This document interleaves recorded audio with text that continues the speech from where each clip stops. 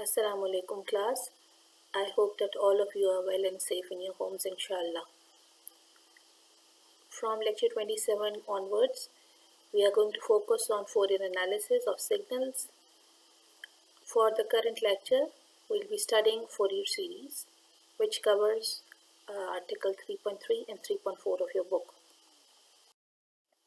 So the question is, what is Fourier analysis?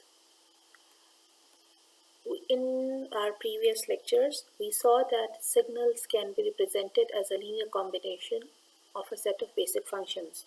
For example, in lecture 10, we saw that any discrete time sequence can be expressed as a sum of weighted shifted impulses.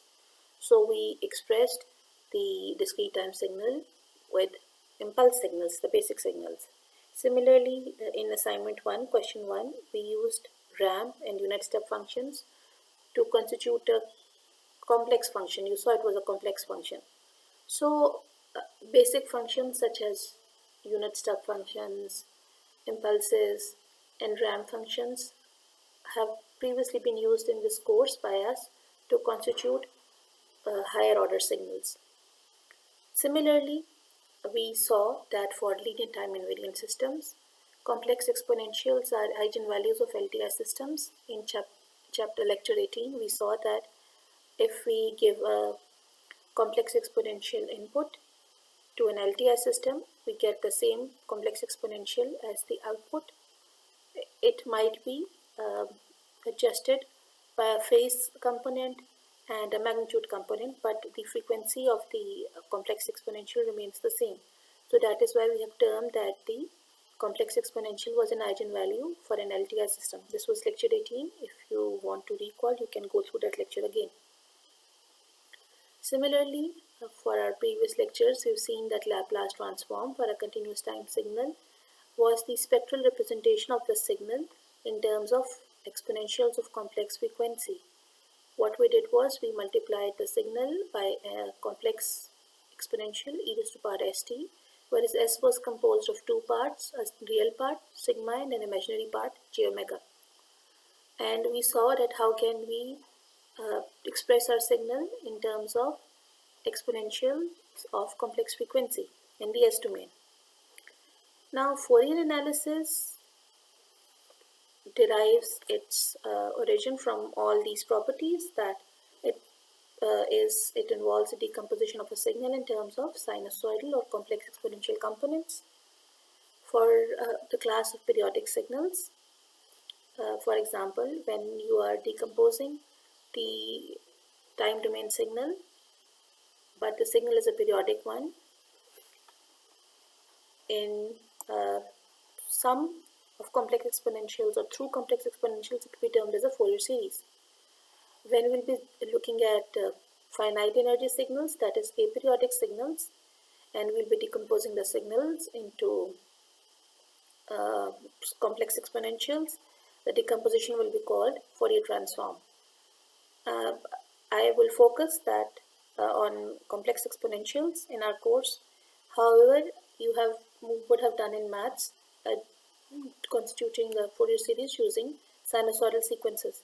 So sinusoidals or complex exponentials both can be used for expressing the signal xt, but we'll be using complex exponentials for our course because you are communication or electrical engineers, and in communication courses you'll see that this is the form which is more relevant for electrical engineers. Finally, this Fourier series and Fourier transform is known as the Fourier analysis, and it is one of the most powerful tools for analyzing, designing, and understanding signals in LTI systems. Now, I've also been a student like you. So as a student, a question naturally arises in your minds, and that is, why do we need another transform? We have already studied Laplace transform. Well, Laplace transform, if you remember from the previous lectures, we used as a system analysis tool. So Laplace transform we saw was useful when we wanted to convert complex mathematical operations into simple algebraic operations. For example, convolution was converted into multiplication. An LCCDE differential equation was solved simply by addition and multiplication. So it simplifies operations Laplace transform. Also, from a solution of differential equations, we saw that it was able to get a system's response from the initial state to the final state using Laplace transform. Also, we also saw that using the transfer function h of s of a Laplace transform, how can we predict whether a system is causal, stable, and how to design an invertible system. Fourier transform, or Fourier analysis, or Fourier series. This is going to be used as a mathematical tool to give us a representation, a pictorial representation of the frequency contents of the signal, which is also known as the spectrum. So the Fourier analysis will be used to determine the frequency contents of a signal. Therefore, it will be used for signal analysis. So this method of determining the frequency spectrum through Fourier tools is known as frequency or spectral analysis. So the scope of Fourier transform and Laplace transform is different. For us, one is going to be used as a system analysis tool and the other is going to be used as a signal analysis tool in our course. Although the course can be extended, but using these tools for the purposes specified is better, it's easy, and it is what is more logical. Fourier analysis for us is going to start from continuous time Fourier series.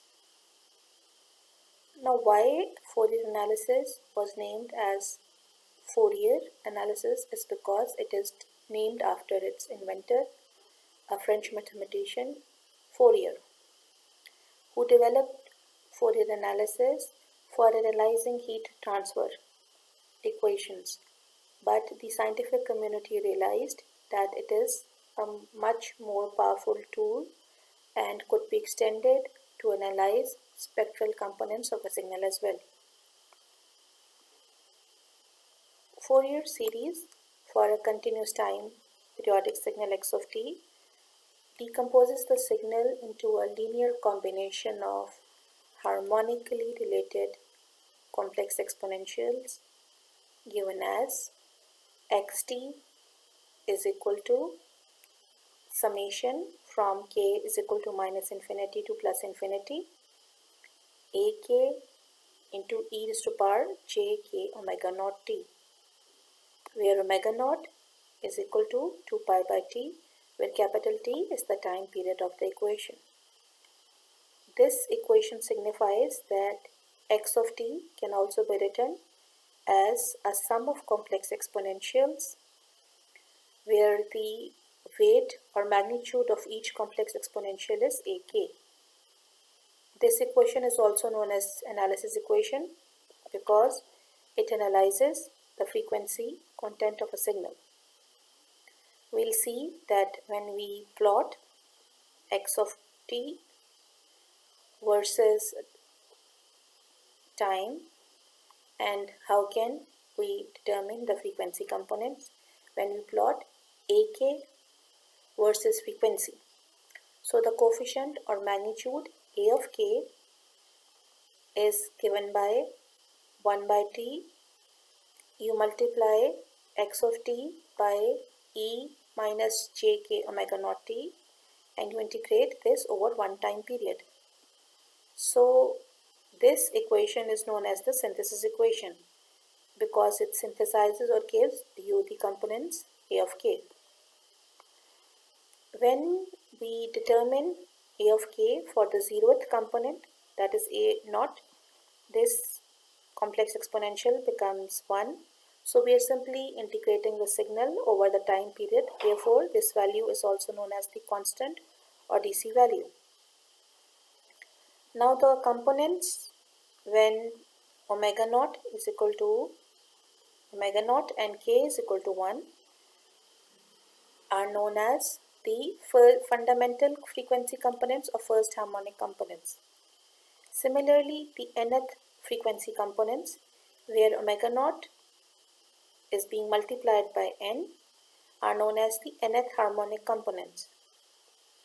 Now, when we will plot the magnitude of A of k versus k or omega, we'll get a magnitude spectrum, and when we'll plot the magnitude of phase of AK, we'll get the phase spectrum, because AK is going to be a complex number which might have phase.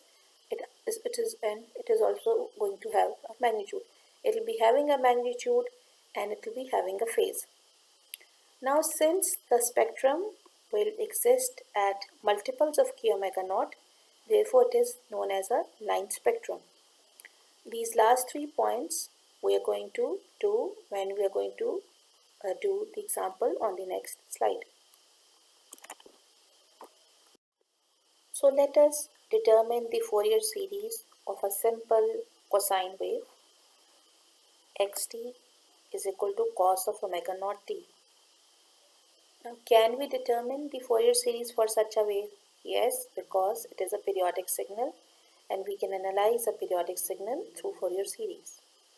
Now, we are going to determine the Fourier series and will also be plotting the spectra, the magnitude spectrum and the frequency spectrum of the signal.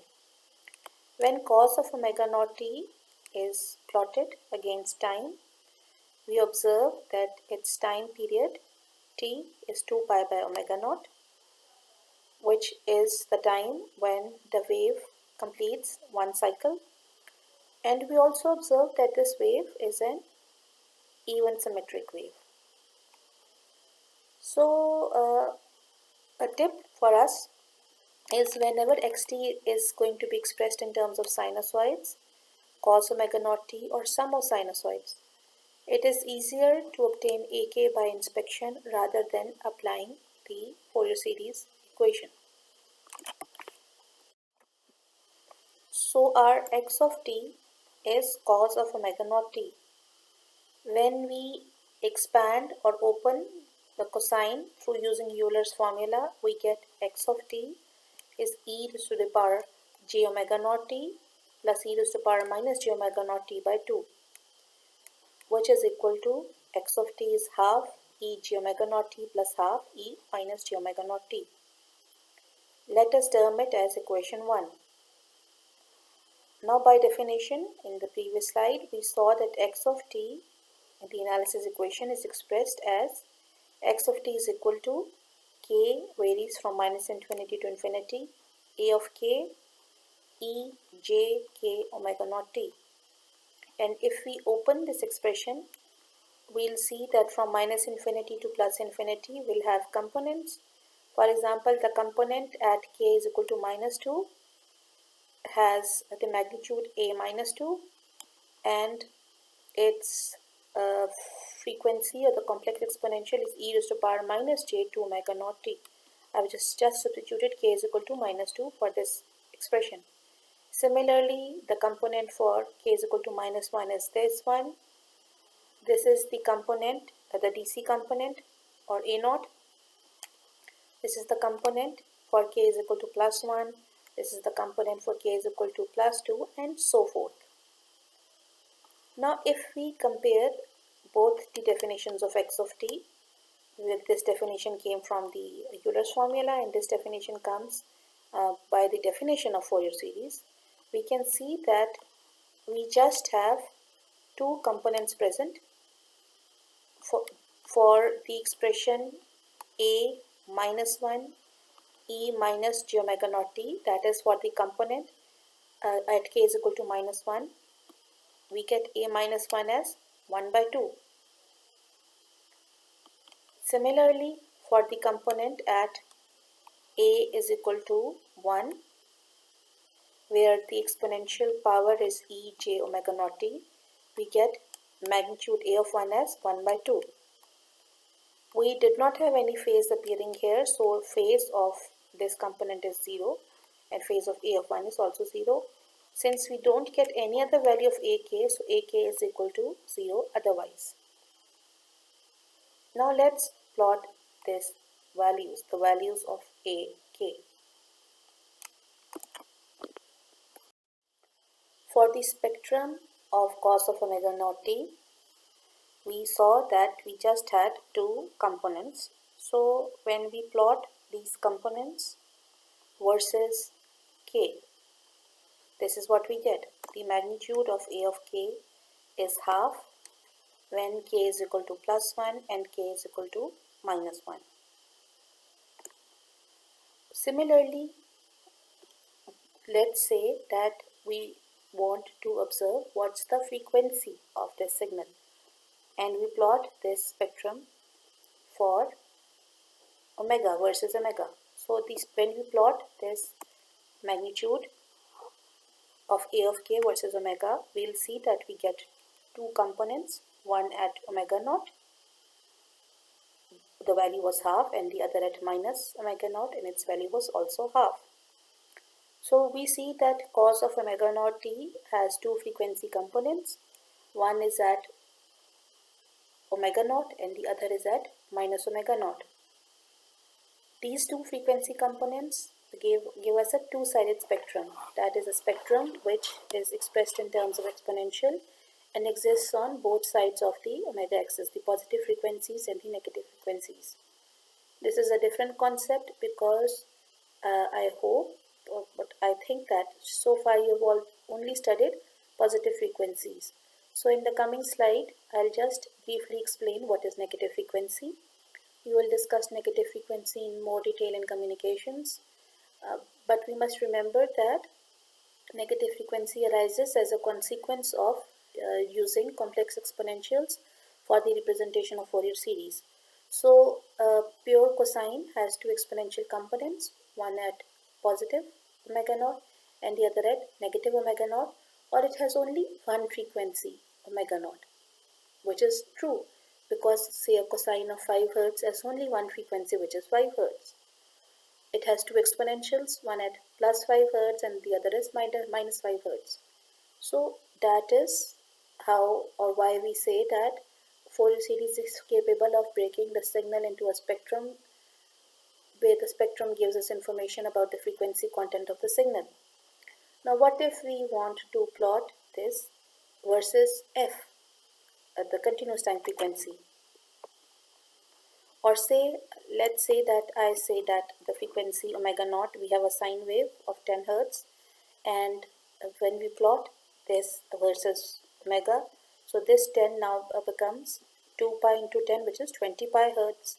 So 25 not Hertz, 20 pi radians per second. So we get a spike at 20 pi radians per second, another spike at minus 20 pi radians per second. And for frequency f, this becomes a spike at 10 and minus 10. So just as I said, if we have a cosine of 10 Hz, we'll get two exponentials of the spectrum will give us, the exponential Fourier series spectrum will give us two spikes or two values at 10 and minus 10. In the previous slide, I briefly introduced the concept of positive and negative frequency. So how can we visualize what is positive frequency and what is negative frequency? Shown in front of you is a complex exponential e raised to power j omega t. If we assume that this complex exponential is a vector component and we plot this exponential, we can see that it will be having a real part, which is cos of omega naught t, or the x component, and the vertical component is sine of omega naught t. Because sine of omega naught t is j, imaginary, so imaginary component is sine of omega naught t. Now if what is the magnitude, what is the phase or angle of this complex exponential is omega t. The angle is taken in counterclockwise with respect to the real axis. So as time increasing, this vector rotates in this plane with a frequency omega. When we plot the negative exponential e raised to power minus j omega naught t, now it is cos of omega naught t minus j omega naught t, which means that now it is something like this, where the phase is minus omega t and the imaginary part is minus sine of omega t. So plotting this, it's the phase, we'll see that now the phase is in a clockwise direction. The angular frequency or omega is again omega, but now it is in a clockwise direction from the real axis. So both e j omega t and e minus j omega t have the same angular frequency, which is omega, but for the positive frequency the vector rotates in a counterclockwise manner, and for the negative frequency the vector rotates in a clockwise manner. So that's how both these two exponentials are different because of their direction or movement. Extending this concept further, what if we add e j omega t and e minus j omega t from the previous slide? When we add these two vectors, this gives us a cosine wave, 2 cos of omega t. You add them through vector addition, and this is what you get. So this also proves us the Euler's formula. And if we subtract these two complex exponentials, we get 2 sine of omega t, again verifying the Euler's formula. Now when we add these two, we get a cosine wave which is real and is assumed to have a positive frequency, omega. And when we subtract it, the resultant wave is imaginary, but it again has a positive frequency which is omega. The previous cosine wave was a generic cosine wave which had a frequency omega naught. What if we have a cos wave which has, or a sinusoid which has a frequency mentioned as well as a phase? So how would we visualize such a cos wave in the frequency domain, and how do we determine the Fourier coefficients? Now comparing it with the general formula cos omega naught t, we know that omega naught is pi by 2.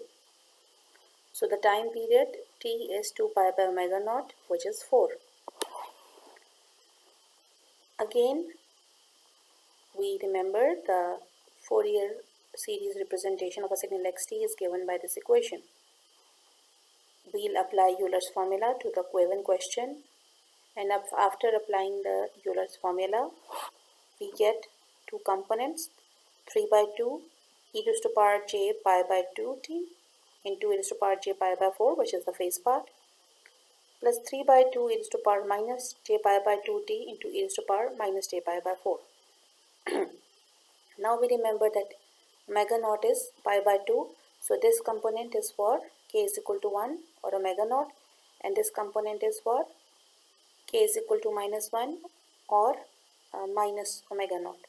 So by comparison, if we expand this and we compare, we'll see that a of k is 3 by 2 into e raised to power minus j pi by 4 for k is equal to minus 1, and 3 by 2 e raised to power j pi by 4 for k is equal to 1, and it is 0 otherwise.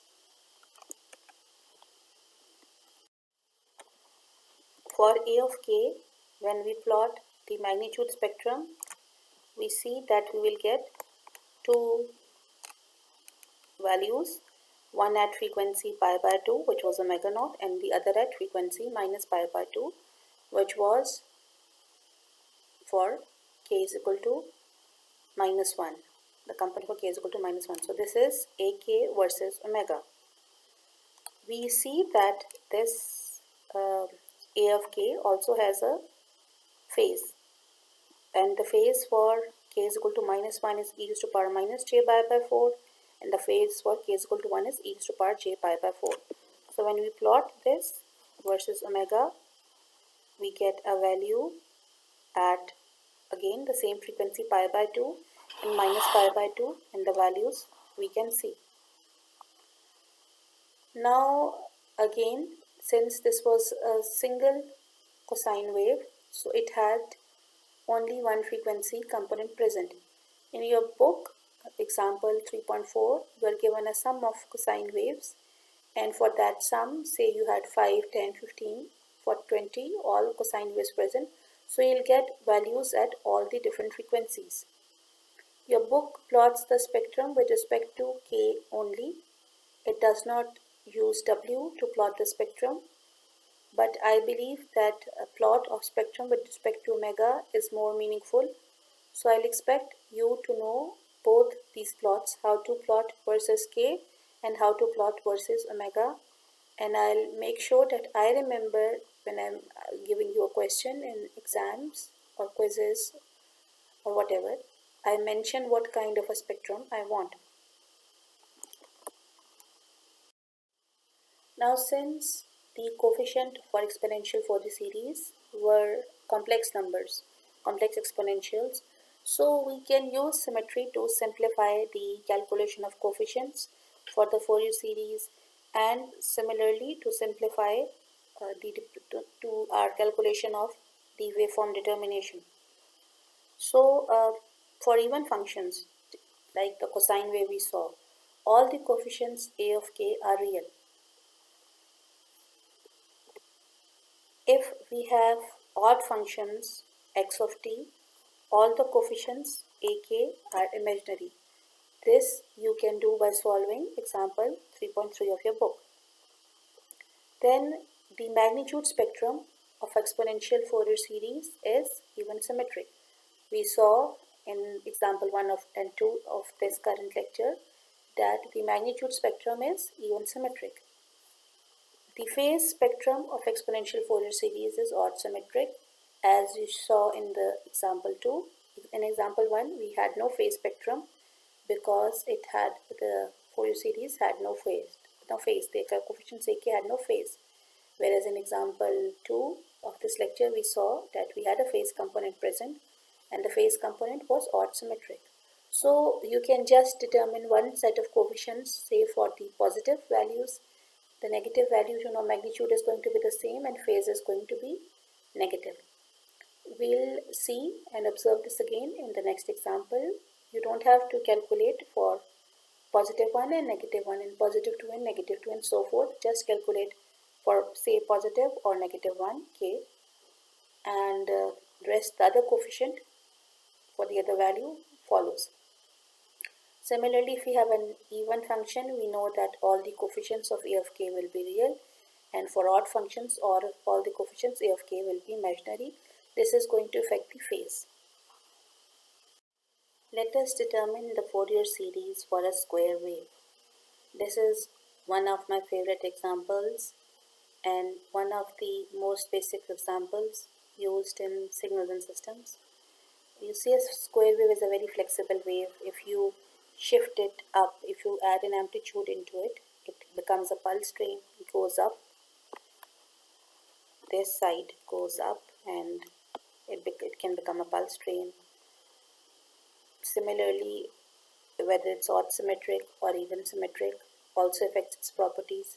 So it is a flexible waveform for illustration of different properties of Fourier series, as well as we'll see that many basic concepts of communications and signals can be explained through this square wave.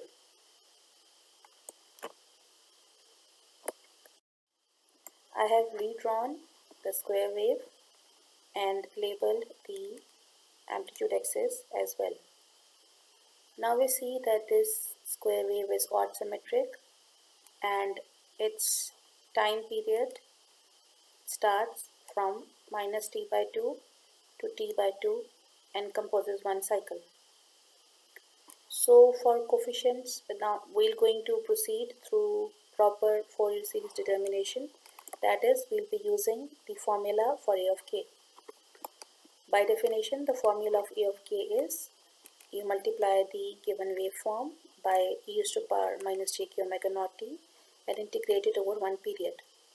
So we have seen from this figure that the Fourier series, the square wave has two values.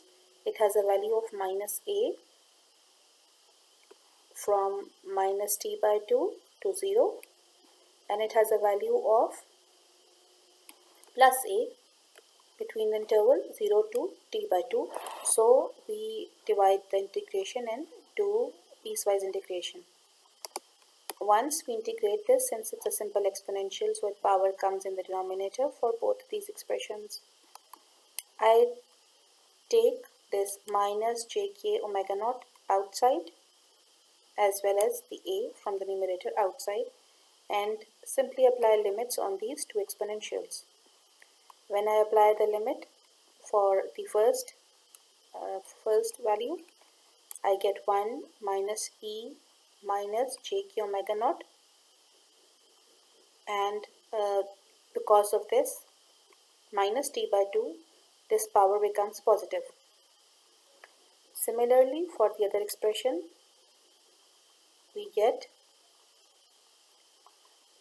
e raised to power minus jk omega naught t by 2 minus 1. This minus sign, if you are wondering, this came from the power, and this should be here as well. So we open this expression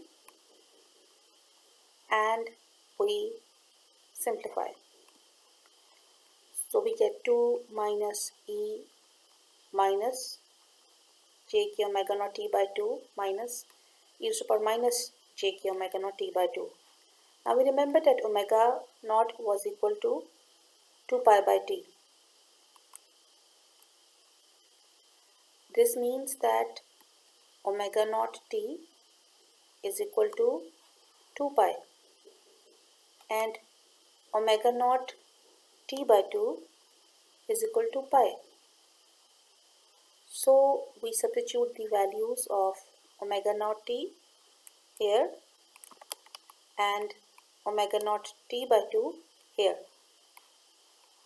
and we get 2 by a j k 2 pi into 1 minus cos of k pi. I take this j from the denominator in the numerator and it becomes minus j by a k pi into 1 minus cos of k pi. I have brought ak from previous slide on this slide for determining the values of a of k. So if we look at cos of k pi, we know that cos of k pi is equal to plus 1 for even values of k, and it is equal to minus 1 for odd values of k.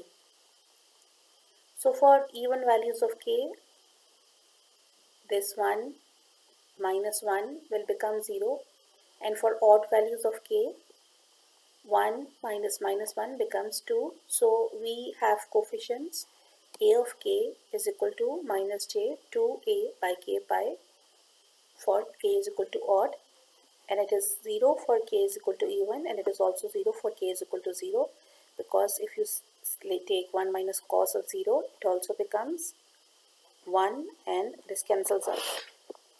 So if we vary values in a of k, in the expression of a of k, we'll see that for a is equal to 1, the denominator k it becomes 1, and for a of minus 1, the denominator k becomes minus 1. So the minus sign with j in the numerator gets cancelled and we get a positive value here. Similarly, for a of 3, we get minus j 2a by 3 pi, and for a of minus 3, we get plus j 2 of a by 3 pi. Similarly, for a5, we have a 5 in the denominator, and for a of minus 5, again we have a 5 in the denominator. So we observe that the magnitude of these coefficients decreases as the value of k increases. We also observe that we only have odd frequency components present in a square wave. This is a very important concept, that for a square wave of a particular frequency, we'll only have the odd harmonics of the sinusoids present in the spectrum. I'll show you this on the next slide as well, But let's substitute these values in the basic equation. So x of t for the analysis equation can be written as, from minus infinity to plus infinity, j by 2a by 5 pi, and this was the coefficient of e raised to power minus j 5 omega naught t, plus j 2a by 3 pi e raised to power minus j 3 omega naught t, because this is the coefficient for minus 3. Similarly, the coefficient for a of minus 1 is 2a j 2a by pi into e raised to power minus j omega naught t. Coefficient for a naught is 0, then the coefficient for a1 is minus j by 2 pi, and the exponential is e raised to power j of omega naught t. Next coefficient and next coefficient. So x of t can be written as a square wave, or it can be written in this form as a sum of exponentials. For drawing the magnitude and phase spectrum, we observe that a1 is 2a by pi, a of minus 1 is also 2a by pi. However, the phase of a of 1 is minus j, which means it is minus pi by 2. And the phase of a of minus 1 is j, which is pi by 2. Similarly, we observe from the previous slide that the magnitudes are same. The magnitude of a3 and a of minus 3 is same, and phase is opposite. The sign of phase is not opposite, the sign of phase is opposite, so that's why we say it's odd symmetric. From the symmetry properties, we said that the phase is odd symmetric and the magnitude is even symmetric, so we get the same values for magnitude and opposite values, opposite sign for phase. Also, we saw that since this square wave was odd symmetric, so all the components had a j with them. As we said that we get complex components, all the factors a of k are complex for an odd symmetric wave. Now when we plot this a of k versus k, over here I am not plotting versus omega, I am plotting versus k only. So if I plot it versus the spectrum versus a of k, we'll see that at 1 omega naught 1 we get 2a by pi, then we get 2a by 3 pi and 2a by 5 pi. So the magnitude increases and only the odd components of frequencies are present. Similarly, the phase is minus pi by 2 for odd components and odd positive components, frequency components, and plus pi by 2 for k is equal to negative and odd.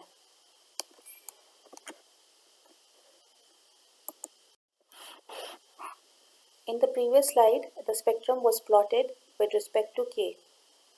But as discussed in example 1, the spectrum can also be plotted with respect to omega or f.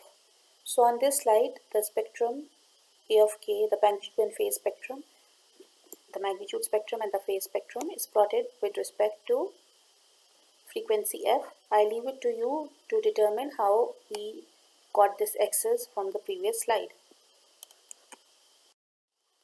So the Fourier series representation for x of t is again shown here. We can see that x of t is composed of a sum of sinusoids. Why I say sinusoids? Because we can see that this exponential at e to the power minus j 5 omega naught t and this exponential at e to the power j 5 omega naught t, they can be combined and form a sine wave.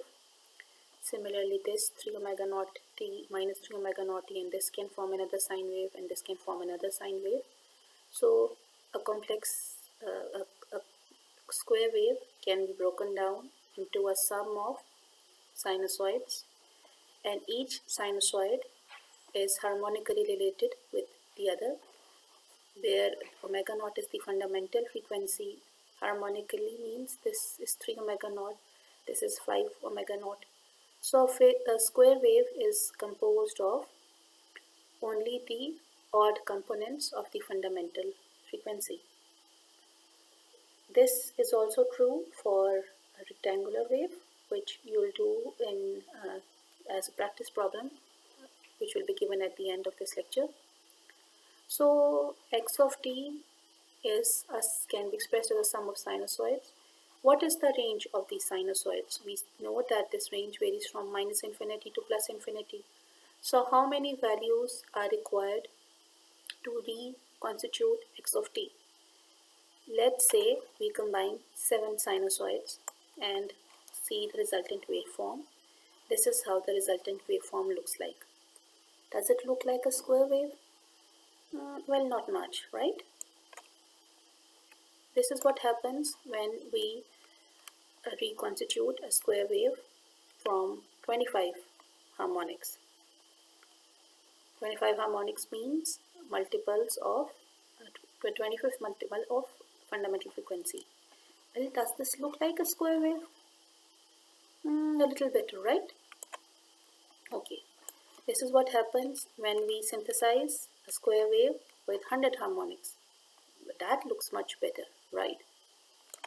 And finally, when we use 1000 harmonics and we synthesize the square wave, this is we add them and we see the resultant waveform. This is what it looks like.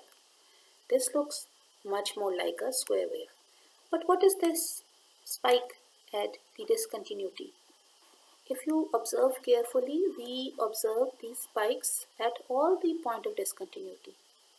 So the summary is that the more harmonics we take into account, the better the approximation of the square wave is by Fourier series. Also, this discontinuity or spike is going to be there, and this is known as the Gibbs phenomena.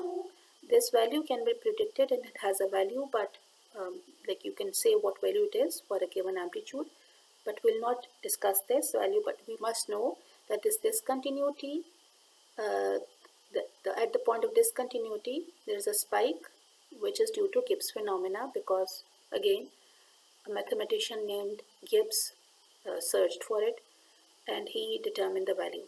So infinite sinusoids are required to synthesize a wave, a periodic waveform, if it is not a pure sinusoid. So debarring, leaving a pure sinusoid aside, infinite exponentials or cosines sinusoids would be required to synthesize a wave xt, which means that the value xt is not limited. So for a periodic signal, the spectrum, Fourier spectrum, has infinite duration. Where you limit is your choice. So for a periodic signal, the spectrum is infinite in length, and as we saw that the spectrum existed at discrete frequencies, so therefore it was termed as a line spectrum. For a continuous time periodic signal to be expressed in the form of a Fourier series, it must satisfy certain conditions which are known as Dirichlet conditions. Dirichlet showed that if x of t satisfies the conditions which are going to be discussed, the Fourier series is guaranteed to converge pointwise at all the points where xt is continuous. At the point of discontinuity, the Fourier series will not converge, which means that the value of the Fourier series will be different than the actual value of function at that point. What would be the value? It would be the value midway between the values of xt on either side of discontinuity. We saw this in the previous example as well, where we were trying to synthesize a rectangular wave, a square wave, from its constituent frequencies, and we saw that at the point of discontinuity there was an offshoot which was termed as the Gibbs phenomena.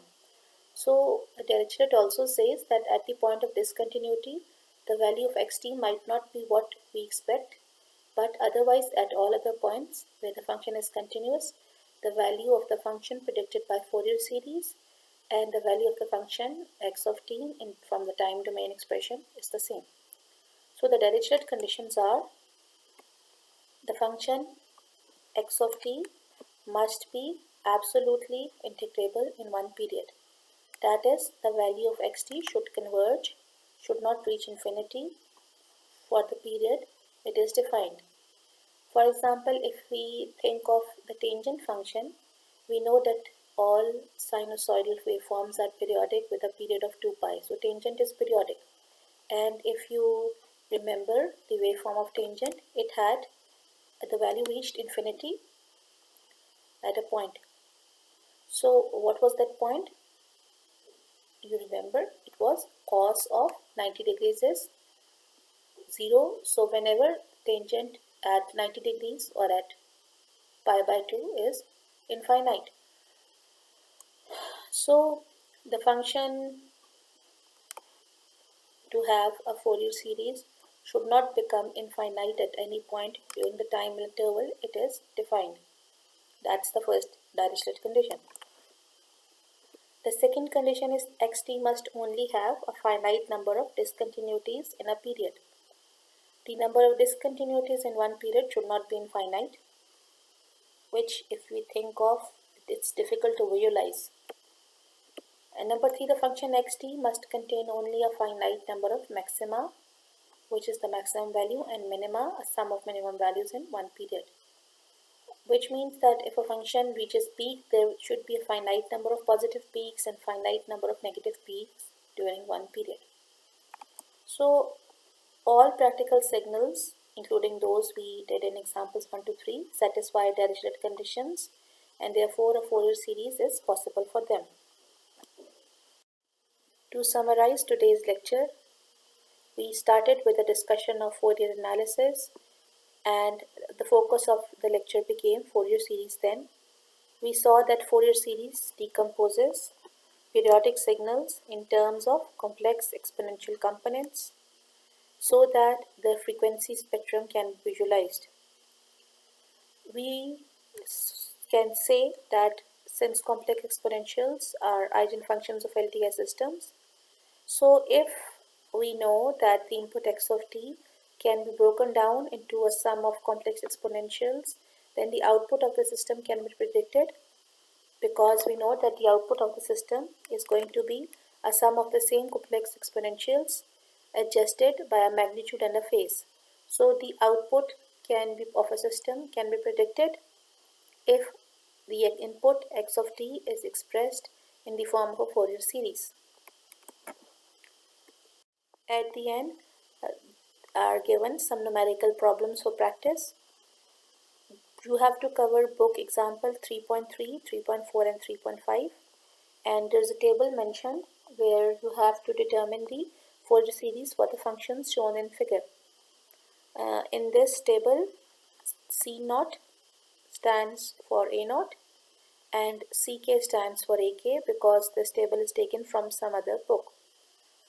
Also, this square wave waveform we have determined Fourier series. You have to focus on the other 6 waveforms. My most favorite and one of the important ones is this impulse train, so I'll suggest you to just see what is the Fourier transform of this impulse train and try plotting it.